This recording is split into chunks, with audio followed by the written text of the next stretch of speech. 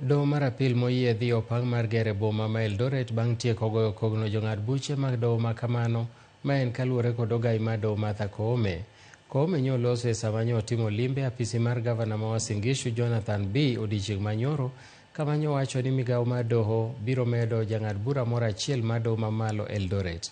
Limbe ma kama obiro motelo ne sidho ayanga doho ma moyiedhi kod gedo mamoko mogen tiyo godo gi jong'ad buche abich ma kaunti no.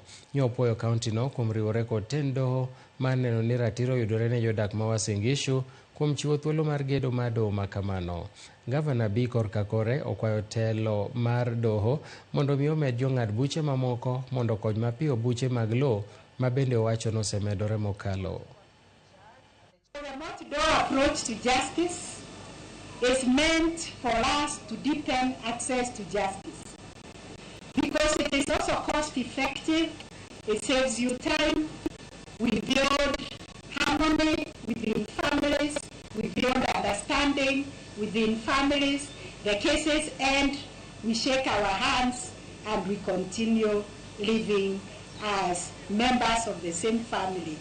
I firmly believe that AJS will help address approximately 80% of these cases through a new court or new courts in Moyiedhi and Taru, focusing on restorative justice. This AJS system will accelerate. Tuko na cases 30-year-old, hata wazee wameshakufa, wameacha kesi kiwa kotini.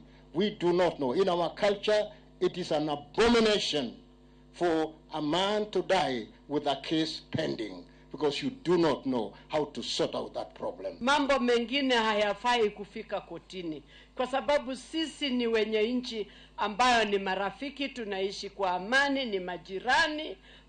Mambo mengi yana